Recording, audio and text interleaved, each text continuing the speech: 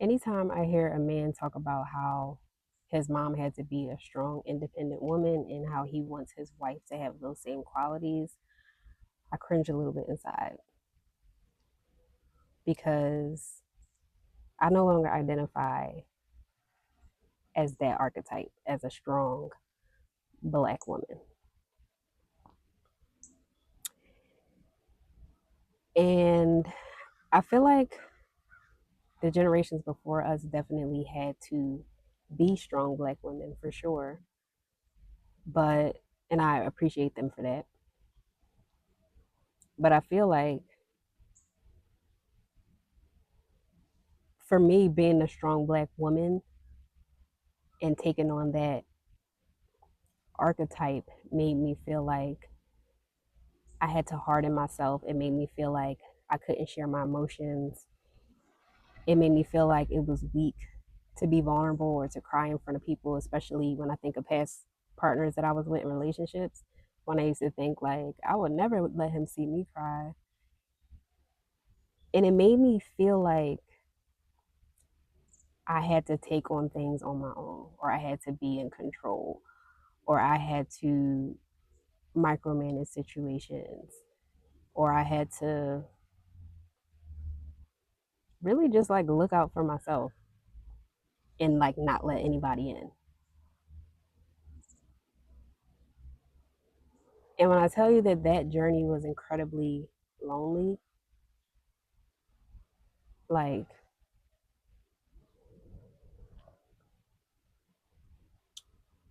it's kind of sad to think about actually.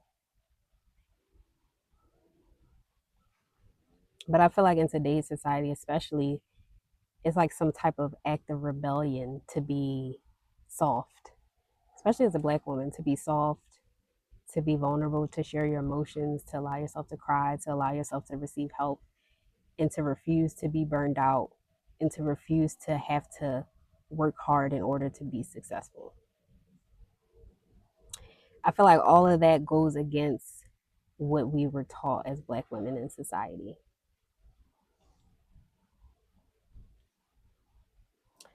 And this morning when I woke up at 5 a.m., I wrote down like this idea came to mind yesterday. And then this morning at 5 a.m., I wrote down like all these notes related to this topic. And now I feel like it's only 2 minutes and 52 seconds in. But I feel like I had more. But hold on, let me see if I can just forget it. I'll just go off the top of my dome like I normally do.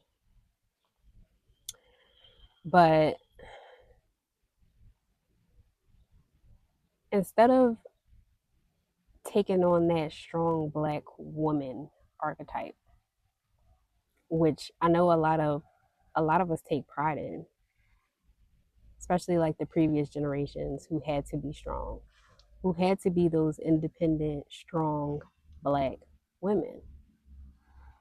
But today, like ever since I've been healing and realizing that I don't have to, like, we don't have to take on what was passed to us from generation to generation. A lot of times we pick up, like, we pick up certain characteristics from previous generations without questioning anything, and we just like take on those characteristics. We take on the generational curses, we take on the generational labels. And I feel like that's because we weren't, a lot of us weren't taught to question things, or weren't taught that we could actually choose to be different. And for me, it's very important to be the example for generations that come behind me, to show them that they don't have to hold everything to themselves. Like they don't have to feel like being vulnerable or sharing their emotions is weak. To feel like they don't have to, like, I want them to feel like they don't have to carry everything alone.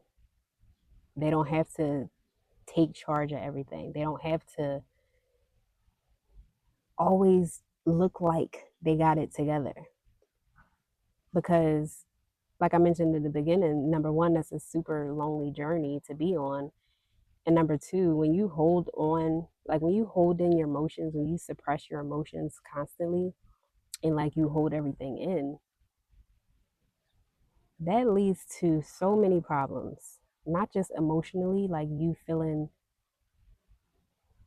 like you have a bunch of just unprocessed emotions, or maybe you did process them, but it doesn't just affect you emotionally, it also affects you physically. I know for me, when I used to subscribe to this strong independent black woman archetype, I shut people out. I didn't allow people to help me. I didn't allow people to be that support system for me that I really needed. And with that came me carrying a lot of stuff inside, a lot of stuff on my own, because I felt like if I opened up or if I was vulnerable, then it might be used against me, or I might be seen as weak, or I might be seen as, not having it all together like I wanted to portray. But in the midst of all that, I used to constantly get burned out. I used to constantly just have like anger inside of me, and I didn't know why. I used to just like hold everything. And when you hold your cries in and you feel like that feeling in your chest, you feel it like building up, but you just try to hold it back. I used to find myself doing that so much. And during that time, like during those times, I used to get like crazy aches and pains in my limbs. My back used to always be achy and just full of pain. And that's because when you hold in your emotions and suppress them, they find a way to express themselves. So they start to find another way to express itself. If it can't, like if your tears can't come out, if your emotions can't come out and be expressed, and you constantly suppress them and hold them in, and you're just like tense and tight, it's going to find a way to be expressed. And a lot of times that can look like pain. That can look like autoimmune disorders, um, headaches, just always being overwhelmed. And it's just like, I just want you to know that you don't have to carry all of that alone.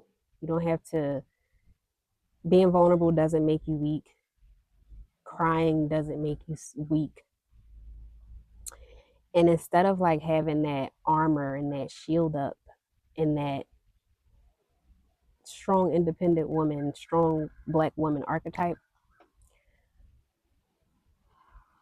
once I started like really healing, really asking questions, really digging into myself and figuring out why I was the way I was, that's when I started being able to like peel back the layers, to do the inner work, to find out why I was so like hard inside.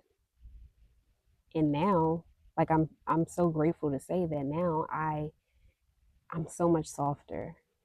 I'm so much more present. I feel so much lighter. Like I don't get the aches and pains. I genuinely feel good in my body and mentally. And that's such a blessing to just be at peace mentally, because a lot of times when I was in that strong black woman archetype, like when I was stuck in that identity, that wasn't the case. And I still worry, and like, I still feel anxious sometimes and all that, but it's just different now. Now I'm like, I cry a lot. I let myself cry. I let myself be vulnerable. I share how I feel with people, and it just feels 10 times better to be able to express something versus holding it in, versus feeling like you got to carry it all alone. 10 times better. This happened the other day with something that I was going through. Like, I was just really in my head about a situation. And once I talked, like, me and my brother went to the park, we met up at the park. And once I talked about it with him at the park, like, I felt 100 times better, 100 times better, like during and right after. And that just reminded me, like, we don't got to carry things alone. We don't have to carry things by ourselves. We can allow other people to support us. And it doesn't mean that you're weak. It doesn't mean that you're incapable of like taking care of yourself, or whatever stories we might have been fed from society before, or from generations before, like, or from ourselves, like our past selves before we started this healing journey. But it's okay to be soft.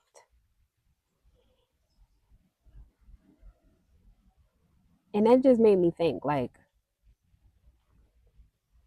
don't get me wrong, I still identify as like a resilient woman, meaning that I can go through challenges, I can bounce back from challenges, but I also let people help me. I also let people see me cry, and that's still something that I'm like getting really comfortable with. Like, it's still something that I feel a little bit weird about sometimes, but I came a long way, because now I can, like, whoa, now I can like cry in front of somebody and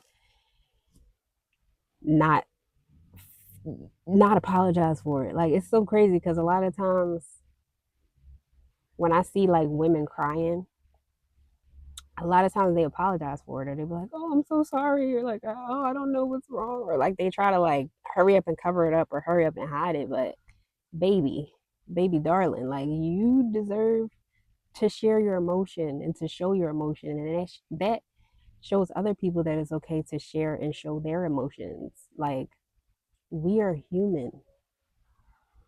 You don't have to be seen as like the strong one all the time. And this like has a lot to do with like relationships as well. Um it's just like a night and day difference between when I felt like when I was with past exes, and I felt like, oh, I would never let him see me cry, or no matter what, he ain't gonna see me cry. I refuse to let him see me cry. Like, it's a difference between that version of me and the version of me now who actually has like opened up to men, who's like cried in front of men. And it's just a freeing feeling.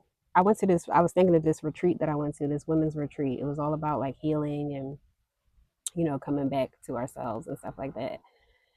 And building that intimacy with not only ourselves, but with the opposite sex too. And we had circles or groups, and then they brought like the men in who were also doing this healing work and this like conscious work. And I just remember like talking to the man in the group that we were assigned and just expressing the things that I felt like I had to hide about myself from men, or the things that I was ashamed about when it came to like men and dating. And he just sat there and like he didn't like hold me like physically. Well, actually it was a part where we got to like let the man just hold us to show that we were supported. But we maintained eye contact, and he just like accepted all of it, all of my fears, all of my tears, all of like just everything. And it just was incredibly healing. And the men there like reassured us that that's what men want to see. Well, the type of men that I'm interested in anyway, because I know like past relationships and stuff like that, I don't like, the men that I used to deal with was on some stuff. But the type of healthy man that I desire, like, that's what they want. They want us to express ourselves. They want us to be able to cry. They want us to be able to be vulnerable, and to be able to be that support system for us, to be able to hold us in the moments where we need somebody to hold us, in the moments where we can't like fully hold ourselves. And there's nothing wrong with that. And I feel like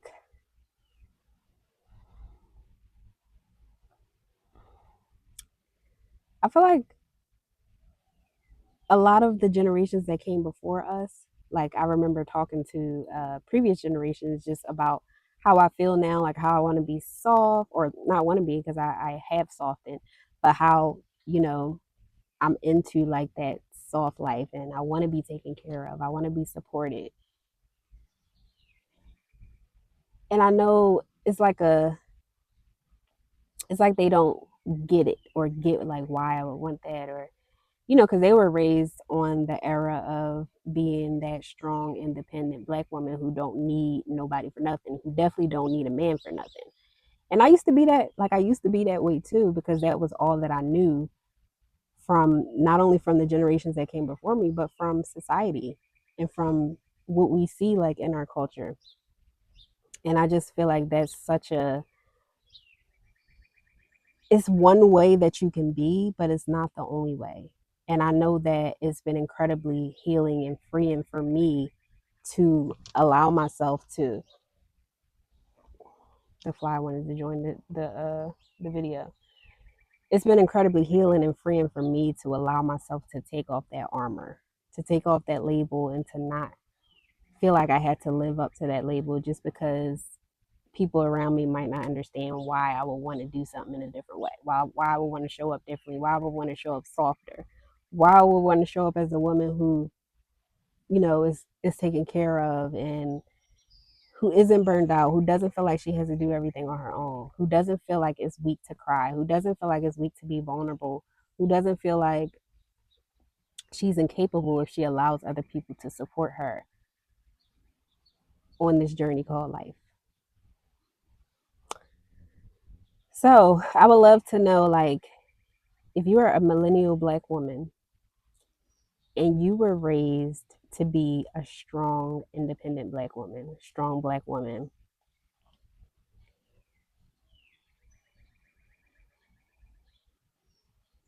what does that mean for you? Like, what does that look like? And are you tired? Because I know for me, like, it was tiring. It was exhausting feeling like I had to carry everything by myself.